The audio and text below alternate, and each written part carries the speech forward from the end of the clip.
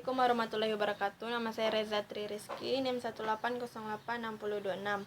Baik, di sini saya akan menjelaskan tentang merencanakan metode pembelajaran PJOK. Baik, yang pertama pengertian metode pembelajaran. Metode berasal dari bahasa Latin, yaitu methodos, yang artinya jalan atau cara. Akan tetapi menurut Robert Ulrich, istilah metode berasal dari bahasa Yunani, yaitu metaton odon, yang artinya berlangsung menurut cara yang benar. Menurut Kamus Bahasa Indonesia, metode adalah cara kerja yang bersistem untuk memudahkan pelaksanaan guna mencapai apa yang telah ditentukan. Dengan kata lain, adalah suatu cara yang sistematis untuk mencapai tujuan tertentu. Jika ditinjau dari segi terminologis atau istilah, metode dapat dimaknai sebagai jalan yang ditempuh oleh seseorang supaya sampai pada tujuan tertentu, baik dalam lingkungan atau perniagaan maupun dalam kaitan ilmu pengetahuan dan lainnya. Berangkat dari pembahasan metode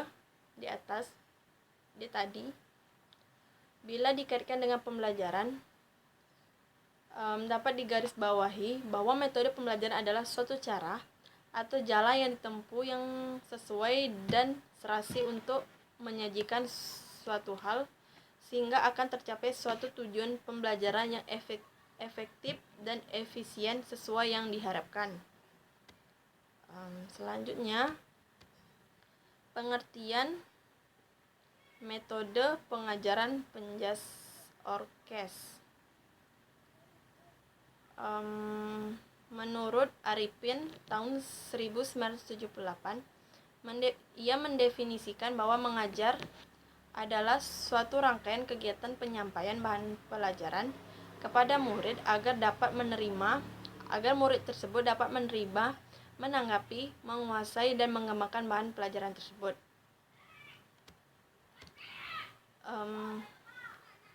Namun menurut Biggs tahun 1991, seorang pakar psikologi membagi konsep mengajar menjadi 3 macam, yaitu pengertian kuantitatif, di mana mengajar diartikan sebagai the transmission of knowledge, yakni penularan pengetahuan. Yang kedua, pengertian institusional, yakni mengajar berarti the efficient orchestration of technique skill, yakni penataan segala kemampuan mengajar secara efisien. Dalam hal ini, guru dituntut untuk selalu siap mengadaptasikan berbagai teknik mengajar kepada siswa dengan berbagai macam tipe pembelajaran serta berbeda bakat, kemampuan, dan kebutuhan siswa-siswanya. Yang ketiga, pengertian kualitatif, di mana mengajar diartikan sebagai the facilitation of learning, yaitu upaya membantu memudahkan kegiatan belajar siswa mencari makna dalam pemahamannya sendiri.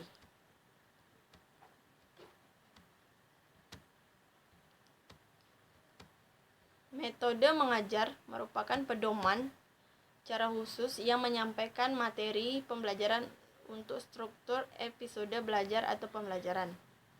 Menurut Moston tahun 1986, mengajar adalah serangkaian hubungan yang berkesinambungan antara guru dan siswa, yaitu yang pertama, mencoba mencapai keserasian antara apa yang diniatkan dengan apa yang sebenarnya terjadi. Yang kedua, masalah yang tentang metode mengajar.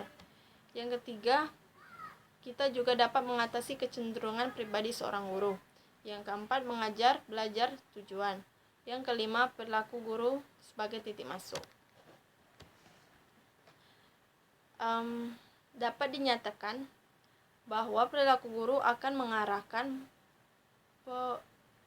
perilaku siswa untuk mencapai tujuan pelajaran. Dari definisi metode dan mengajar yang telah diuraikan tadi, maka dapat diambil kesimpulan bahwa pengertian metode mengajar penjas adalah cara-cara untuk melakukan aktivitas yang bersistem dari sebuah lingkungan yang terjadi dari pendidik dan peserta didik untuk saling berintegrasi dalam proses pembelajaran jasmani melalui aktivitas jasmani dan pembelajaran jasmani sehingga proses belajar berjalan dengan baik dan arti tujuan pengajaran tercapai dengan maksimal.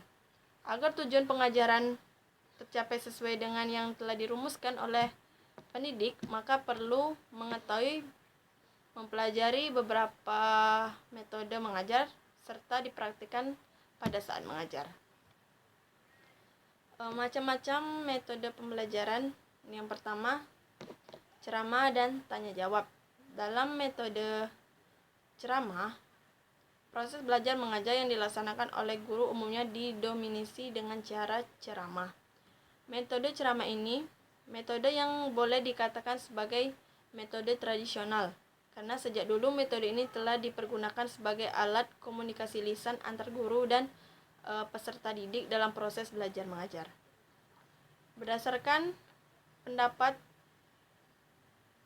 itu tadi, bisa disimpulkan bahwa metode ceramah merupakan metode yang sudah ada sejak lama dan sudah lama digunakan dalam kegiatan pembelajaran, khususnya pada kegiatan pembelajaran yang bersifat konvensional atau pembelajaran yang bersifat berpusat pada guru. Yang kedua, metode diskusi adalah suatu cara mengelola pembelajaran dengan penyajian materi melalui pemecahan masalah atau analisis sistem produk teknologi yang memecahkannya sangat terbuka. Suatu diskusi dinilai menunjang keaktifan siswa bila diskusi itu melibatkan semua anggota diskusi dan menghasilkan suatu pemecahan masalah yang dialami. Jadi, tujuan penggunaan metode diskusi dalam kegiatan pembelajaran seperti yang diungkapkan Killen tahun 1998, tujuan utamanya adalah untuk memecahkan suatu permasalahan, menjawab pertanyaan, menambah dan memahami pengetahuan siswa, serta membuat suatu keputusan. Yang ketiga, metode tanya jawab.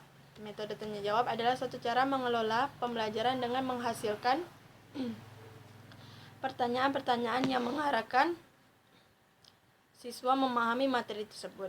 Metode tanya jawab akan menjadi efektif bila materi yang menjadi topik bahasannya menarik, menantang, dan memiliki nilai aplikasi tinggi.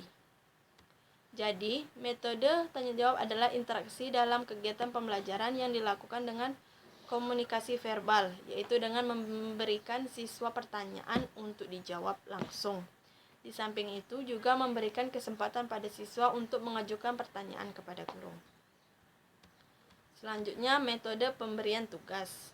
Metode ini adalah cara mengajar atau penyajian materi melalui penguasaan siswa untuk melakukan suatu pekerjaan. Pemberian tugas dapat dilakukan secara individu atau kelompok.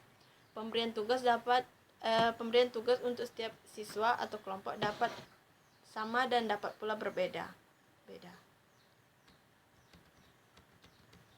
Selanjutnya, metode eksperimen adalah suatu cara pengelolaan pembelajaran di mana siswa melakukan keaktivitasan percobaan dengan mengalami dan membuktikan sendiri sesuatu yang dipelajarinya. Dalam metode ini, siswa diberi kesempatan untuk mengalami sendiri atau melakukan sendiri dengan mengikuti suatu proses, mengamati suatu objek, menganalisis, membuktikan, dan menarik kesimpulan sendiri tentang objek yang dipelajarinya.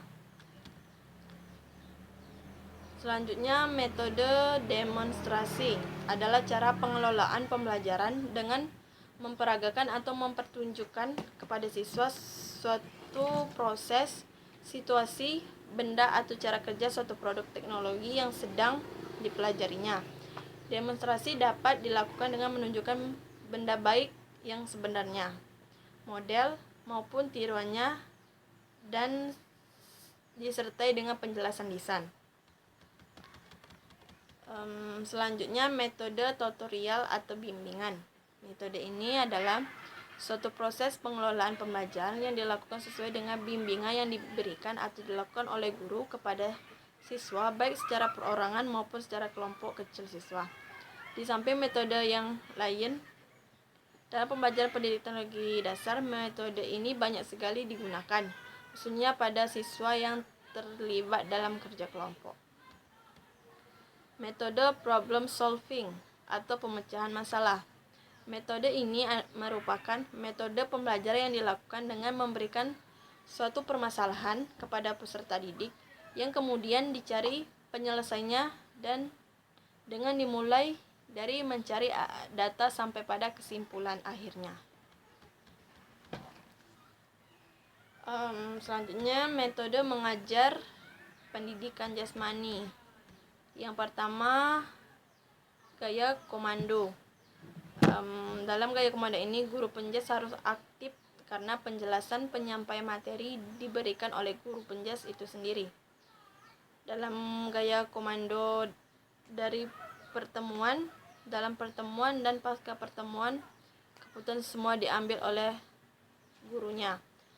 Unsur-unsur khas dalam gaya komando. Yang pertama, semua keputusan dibuat oleh guru, menuruti petunjuk dan melaksanakan tugas yang diberikan oleh guru.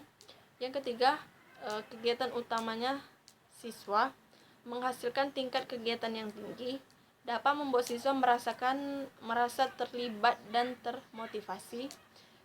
Terakhir, mengembangkan perilaku disiplin. Yang kedua, gaya latihan. Gaya latihan diberikan kepada siswa dalam waktu untuk melaksanakan tugas secara perorangan dan guru memberi umpan balik kepada siswa secara perorangan. Peran guru penjas di metode ini, yang pertama, guru memberikan kesempatan kepada siswa untuk bekerja sendiri. Yang kedua, memberi balikan secara individual. Yang ketiga, meningkatkan interaksi kepada siswa atau individu tersebut. Yang keempat, memberi kesempatan kepada siswa dalam penyesuaian diri. Yang ketiga, gaya resiprokal. Gaya resiprokal memberikan kesempatan kepada teman-teman sebayanya untuk memberi umpan balik. Peran ini memungkinkan peningkatan interaksi sosial antar siswa, umpan balik langsung. Jadi dalam gaya ini antar siswa bisa saling memberi koreksi. Yang keempat, gaya cakupan atau inklusi. Dalam gaya ini, guru memberi tingkat atau level kemampuan kepada siswa, sehingga siswa dapat memilih gerakan sesuai kemampuannya masing-masing. Yang kelima, gaya konvergen dan divergen. Dalam gaya konvergen, guru cukup memberi perintah atau instruksi dalam melakukan teknik gerakan dan siswa melakukan sesuai sepengetahuannya.